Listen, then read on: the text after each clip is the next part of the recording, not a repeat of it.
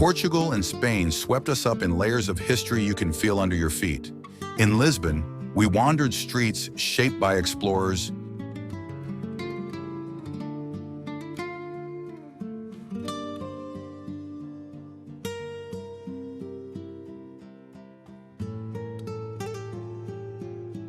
We arrived early and took the opportunity to visit the Gulbenkian Museum's special exhibition of fashion paired with art. Later, we went to see the amazing Church of San Roque, which has the most expensive Catholic chapel ever built.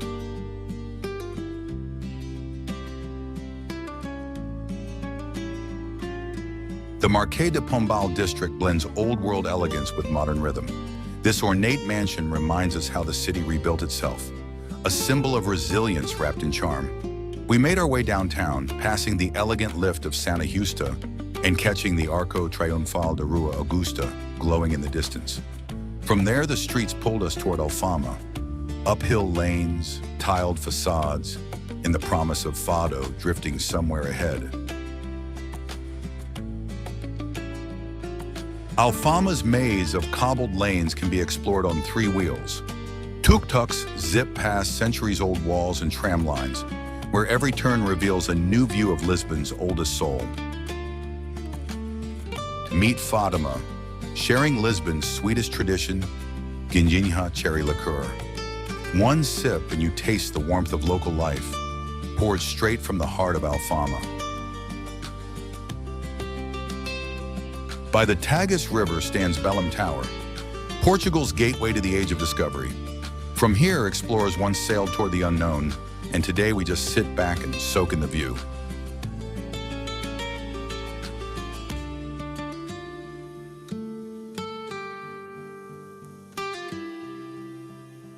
Before the restaurant opened, a fado singer wove emotion through empty tables.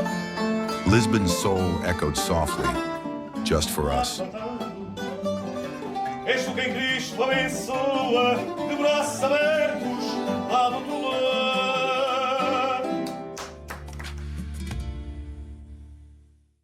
From the palace terrace, Sintra unfolds like a dream. Manicured hedges below, misty hills beyond. It's a royal view framed by nature's green embrace. Sintra's rooftops tumble in color, pinks, yellows, blues, a painter's palette scattered across the hillside. Every tile whispers centuries of charm.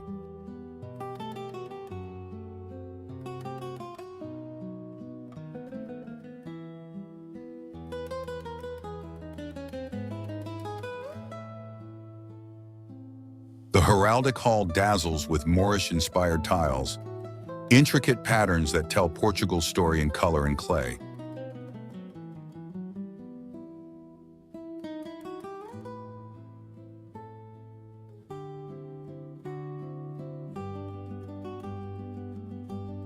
Leaving Lisbon, we pass Calatrava's Oriente Station, a futuristic forest of glass and steel. In Aceitão, we step into a world of color and clay. Craftsmen show how Portugal's famous tiles are born, each stroke turning earth into art. We get to design our own.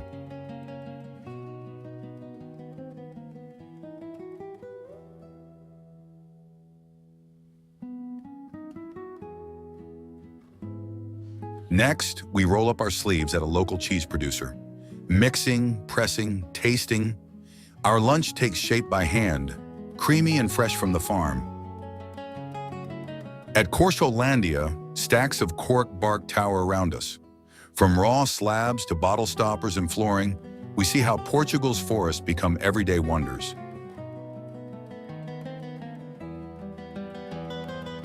Right outside our Évora hotel, the Roman temple to Diana stands timeless, granite columns glowing in the Alentejo sun, a reminder that Évora's history runs 2,000 years deep.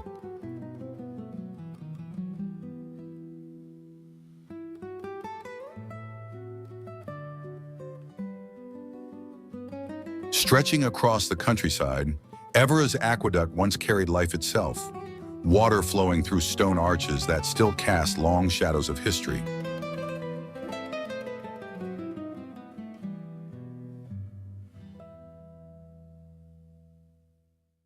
Inside the Chapel of Bones, thousands of skulls line the walls, a haunting yet peaceful reflection on life's fragility, framed by intricate blue tiles. At a local winery, we step into cool cellars filled with giant clay talhas. This Roman method of fermenting wine lives on, earthy, ancient, and deliciously authentic. We met a local graduate who shared what it's like growing up and studying in Portugal today. Her stories of balancing tradition with modern ambition gave us a glimpse into the country's youthful energy.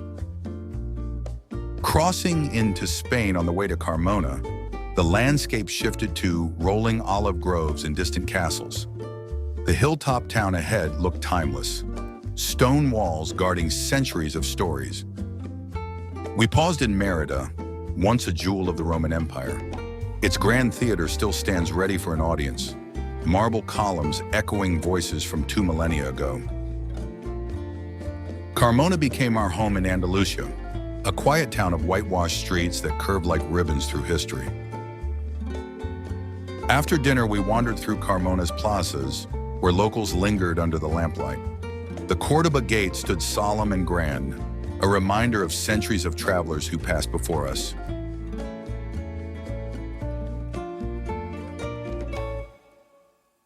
Seville greeted us with grandeur at Plaza de España, sweeping arches, tiled bridges, and sunlight dancing across the square. It felt like walking through a living postcard of Andalusian pride.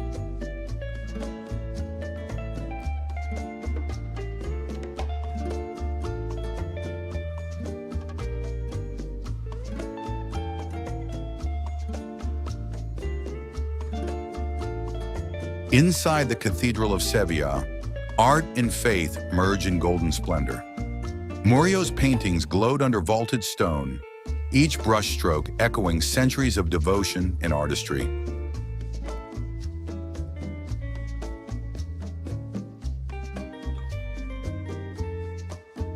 Then Seville turned modern.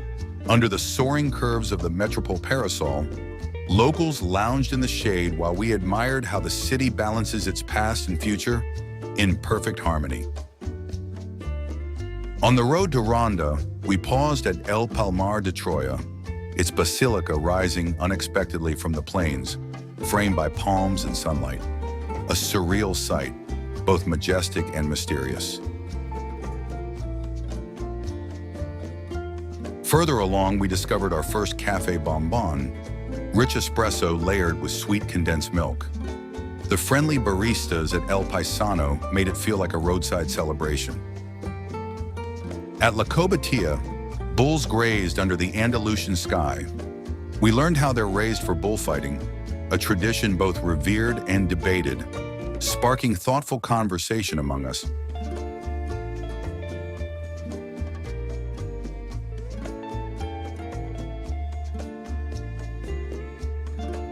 Ronda's Puente Nuevo rises boldly between cliffs, a masterpiece of stone and gravity.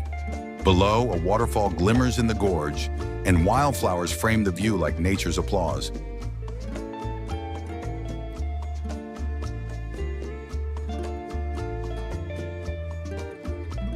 In a sunlit courtyard, a craftsman weaves straw into chair seats, his hands moving with practiced rhythm. Tradition carried forward one strand at a time.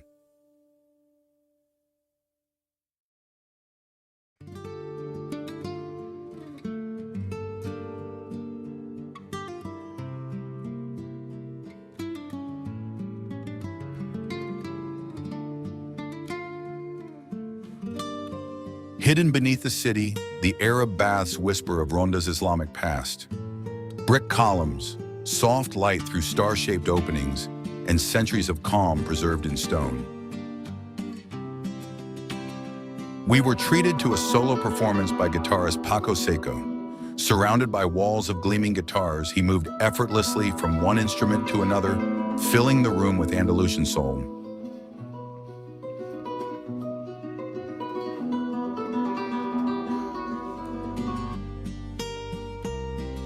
On our way to Úbeda, we paused in Cordoba, where the Mezquita Cathedral shimmered with its forest of red and white arches, a masterpiece of faith and geometry.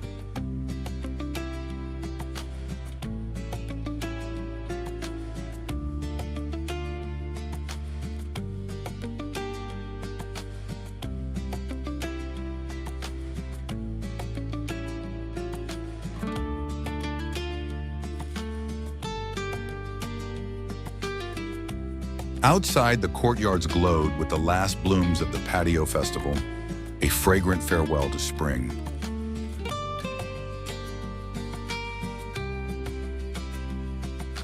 In Cordoba's Juderia, we stepped into a tiny medieval synagogue, a quiet chamber of carved stucco, Hebrew script, and soft light.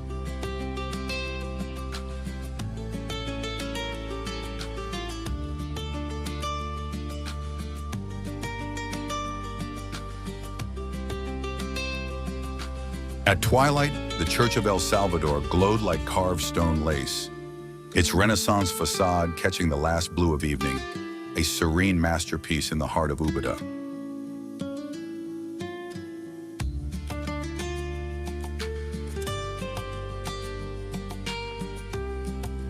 In his workshop, Paco Tito held a freshly glazed jug, surrounded by clay and memories.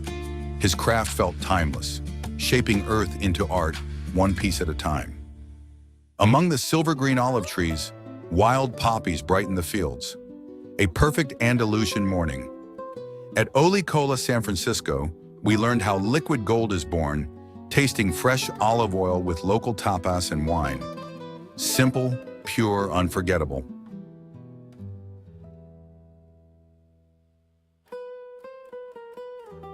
Inside the Palacio Vela de los Cobos Renaissance house, chandeliers sparkled over crimson linens and gilded mirrors. Every room whispered of noble dinners and centuries of refinement.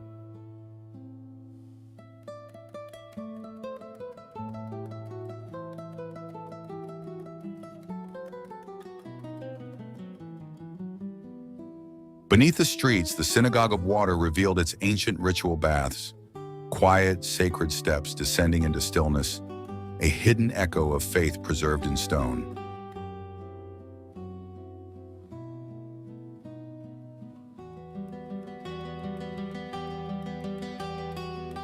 On the road to Toledo, we paused at Casa Pepe, a bright yellow rest stop known as much for its manchego and jamon as for its controversial memorabilia, a curious mix of flavor and politics.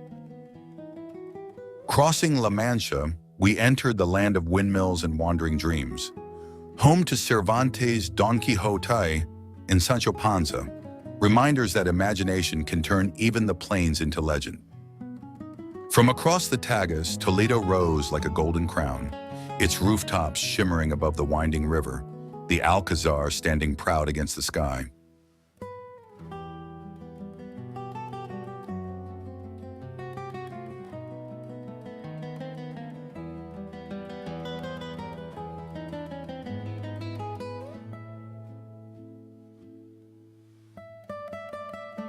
In a quiet chapel, El Greco's Burial of the Count of Orgaz glowed with color and spirit, heaven and earth meeting in a swirl of devotion.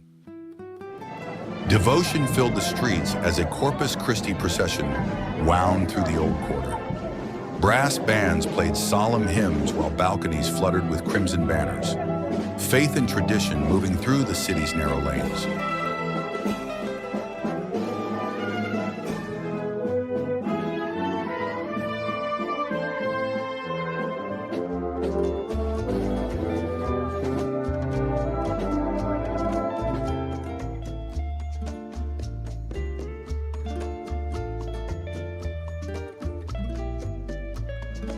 In a small atelier, artisans etched gold and silver into black steel. Damasceno jewelry, delicate and timeless, born from patient hands.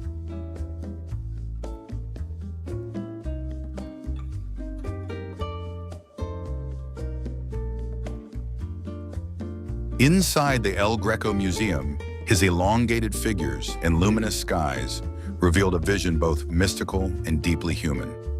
Toledo through his eyes.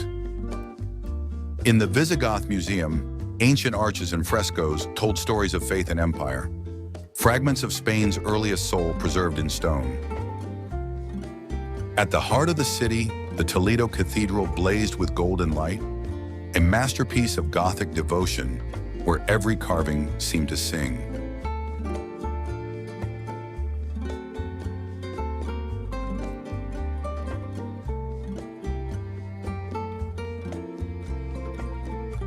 Our travels through Portugal and Spain became a mosaic of light, history, and human craft. From Lisbon's hills to Toledo's golden skyline, we trace centuries of faith and art. Roman stones, Moorish arches, Renaissance facades, and modern melodies. Each stop revealed its own rhythm, olive groves shimmering in Andalusian sun, courtyards blooming with color, and artisans shaping clay, steel, and gold. In every city, beauty lingered, not just in monuments, but in the quiet moments between them.